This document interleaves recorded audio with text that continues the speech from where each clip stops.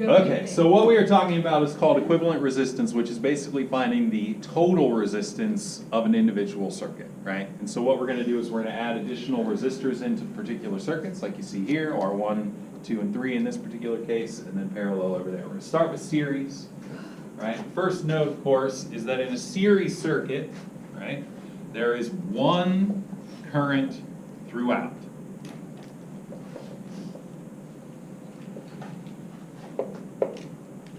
You probably already drew that conclusion through the lab, which is very valuable and very important, right?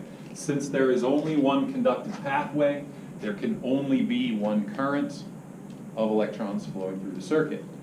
The energy created in this circuit, in any circuit, is due to the voltage, right? Which is the potential, which per unit charge is the potential energy of the circuit. Since there is only one current throughout the entire circuit, the energy source, the battery, right, is the thing that is powering the circuit. The resistors, 1, 2, and 3 in this case, are the things that are utilizing the energy. Since there are 3 devices utilizing the energy from one flow, the current, those 3 devices then share the energy, right? Does that make sense? So in this particular case, the voltage is shared by the resistors.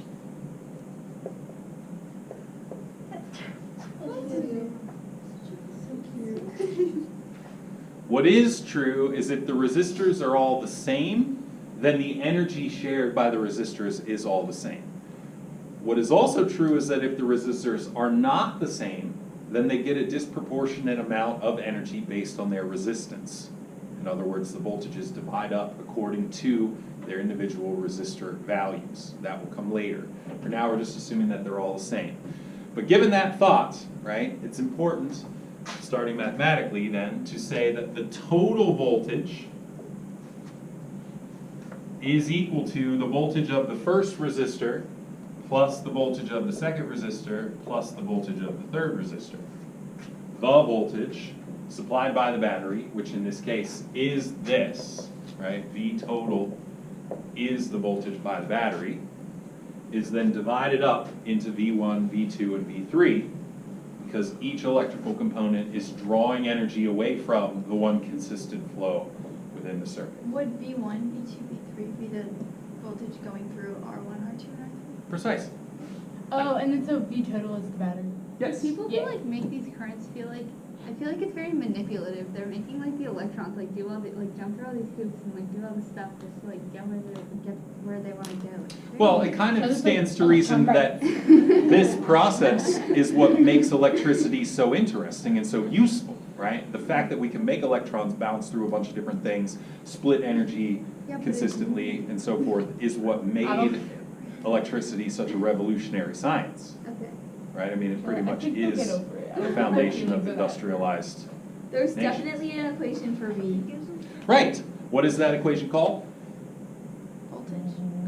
V equals IR. Ohm's Law. It's called Ohm's Law. V equals IR. So the V total would be I times the resistance total, which I just told you is called the equivalent resistance, would be equal to V1, which would be I times resistance 1, V2, which would be I times resistance 2, and obviously I times resistance 3 goes here on the end. Wait, so V equals IR. V equals IR is Ohm's Law. We've already done some work with that. Oh, right. Yes. Oh, so V equals IR1 plus IR2 plus IR3. IREQ equals IR1 plus IR2 plus IR3. But I thought total, V equals I. based on Ohm's Law. So what I can say is, using totals, I can say that the total voltage is equal to the total current times the total resistance. This is a adapted version of Ohm's Law, right? So then that would, Specific that to the makes totals. sense. Right. That's where this comes from. So then, of course, mathematically, it's fairly simple to note that the I is one current throughout, and therefore the same in every single term, and so can be divided out or canceled, right? And so that simplifies this, takes away I by division, and I end up with a statement for the equivalent resistance in a series combination as the direct algebraic sum of the resistances, which based on your lab you probably were able to figure out on your own.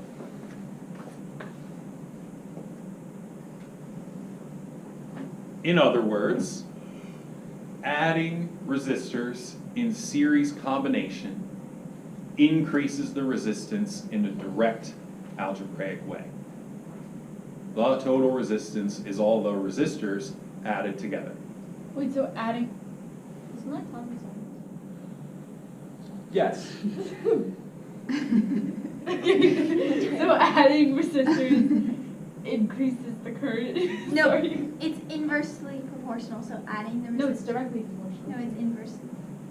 Didn't you it's just say it was directly. directly proportional? To the resistance, Yeah.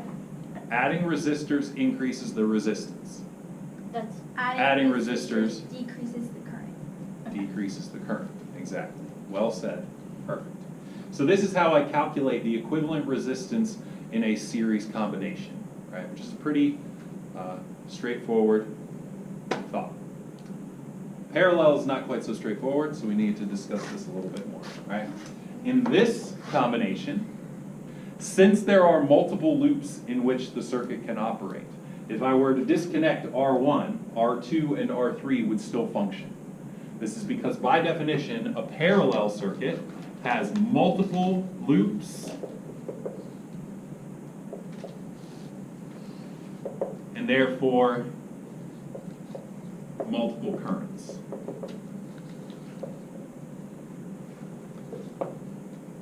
And in fact, in this particular circuit, there's actually 4 currents of interest. When you were doing it in the lab, there were additional wires on the side, and it was possible to have an additional sets of currents up the side that were somewhat inconsequential to the overall result, right? But nevertheless, over here, the circuit is sharing energy from the battery by splitting up the voltage. Here, the current that's coming out of the battery, right, which would be I total, is flowing through the circuit and then reaching a point where the actual conductive pathways branch. And so the actual current splits into I1, I2, and I3, going down through each one of the resistors. Right? It's pretty easy to think about if you think about it in terms of conservation of mass. The electrons that are being pushed out, right, reach a joint, right, a junction it's called, and they split across that junction evenly if the resistances are even. If the resistances are disproportionate, right, as in other words, this one has a much higher resistance than these two, then there would be less flow going across the higher resistive path and more to these two. But nevertheless, the total sum of I1, I2, and I3 would all add together to give the total number of electrons flowing through the circuit. Yes? So is it the resistors added together or the currents added Currents. So the statement in this case is a conservation of current. I1 plus I2 plus I3, like that. together? Why is it not the resistors? Because each resistor is on its own pathway, its own closed loop. And so the resistance affects the current in that particular line, right? Specific to its pathway only. And that is somewhat the point. And so then to go back and analyze, just for argument's sake, the voltage, right? The voltage is the push, the total voltage, right? And so again, the total voltage of the battery is the total voltage of this particular circuit because there is only one voltage supply. But the voltage is the push. It is the potential energy pushing out the electrons onto the circuit. So if I think about the branching section here, the push coming from one singular line is then being evenly distributed onto each one with the same amount of potential energy. In other words, the voltage itself does not divide. The current divides, right? And so effectively that means that R1 is experiencing the total voltage, R2 is experiencing the total voltage, and R3 is experiencing the total voltage. And another way to approach that is to think about the fact that if I disconnect R1, R2 and R3 still work. This is because the battery is effectively directly attached to each resistor, right? If I take these two out, R2 still works because there is a pathway with the battery pushing on R2. Go. So if you take out R1, will R2 and R3 equal your total? In terms of current, yes, exactly. So what we're going to do is, instead of substituting in for V, we're going to substitute in for I, obviously. So if we take V equals IR, and we solve for I, we get V divided by R, right? So the total current would be the total voltage, which is just V in this case, right? Because there is no division, I don't need to be specific. Divided by the total resistance, which is Req. And then that is equal to the voltage supplied divided by R1, plus the voltage divided by R2, plus the voltage divided by R3.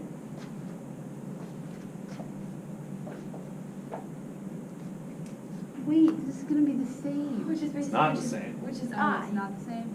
So we- Not exactly, because the R's are in the denominator. So this is a slightly different looking math equation, because when I cancel the V's, right, again, the whole point is that the V's are common. Right, the V's are common because the voltage supplied by the battery is experienced by all the resistors. Whereas here, the voltage supplied by the battery was divided amongst the various resistors, right? Well, technically, isn't the V like, or the I like technically not exactly the same? Yes, it is exactly the same, yes. Right, so when I cancel V, I end up with 1 over Req equal to 1 over R1 plus 1 over R2 plus 1 over R3. Or the inverse of the equivalent resistance is equal to the sum of the inverses. This is how I find the equivalent resistance for a parallel combination. So it's always gonna be a fraction? Yes, however, I want you to take that fraction out to a decimal. And we're going to do an example here to put it all together. So let's do an example so I can show you. Because the purpose of the question, right, the purpose of the question is going to be determine the total current. The total current will be the current through the battery, which in this circuit is the current through the whole circuit.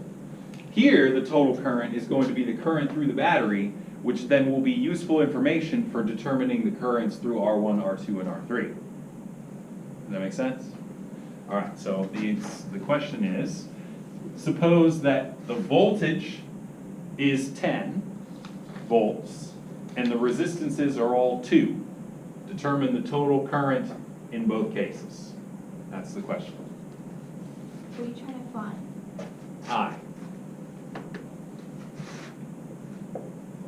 So suppose V equals 10 volts and R equals 2 ohms. What's I total in both circuits?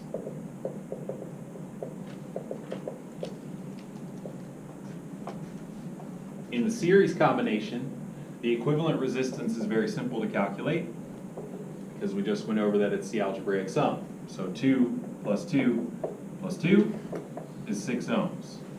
Are we allowed to leave it as a fraction? No. Use your sig digs and make it a decimal. I know that that's not the ideal situation, but it will be better that you get in the habit of doing that. Mainly because when I start giving you irregular resistances, you're going to get irregular fractions and it's not going to be useful anyway. So in this case, right, the resistance is 6 ohms, so we use Ohm's law to find the current. It's pretty easy. So we use V equals IR, where these are all totals. And so I know that the voltage is 10, current's what I'm looking for, and the resistance is 6. And so I total, which happens to be the only current in this particular case, is 10 divided by 6, which is something like 1.7.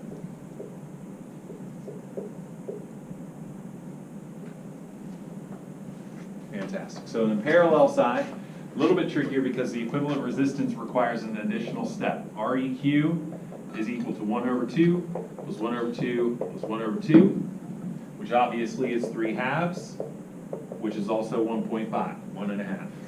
But that is not the equivalent resistance.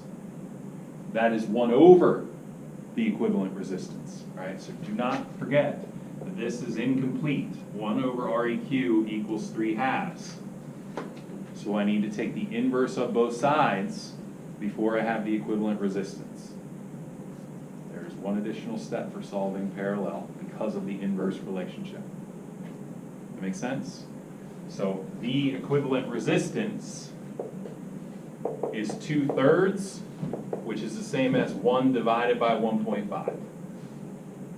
It's the inverse of the statement. Make sense? So in other words, 0.7 amps. No, sorry, we're not 2 amps yet. We are ohms. So then in order to find the total current, right, it's the same calculation as what we had before. So V total equals I total, which is I total and not necessarily all of the I's, times, oops, all right, times REQ. And so again, 10 equals I total, but in this case, the equivalent resistance is only 0.7. So when you do the extra step, Mhm. can you just take the inverse of the function? You can, yes. And so in this case, I total is a much bigger number, which is 10 divided by 0.7, which is something like, I don't know, 13, right? 13 or 14. 10, 14 amps? 14.3. 14.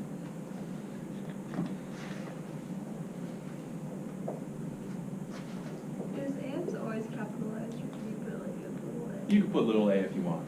Yeah. It's in the handwriting. The conclusion, of course, right, is that in a series combination, the resistors algebraically add, leading to a much larger resistance and therefore a much smaller current.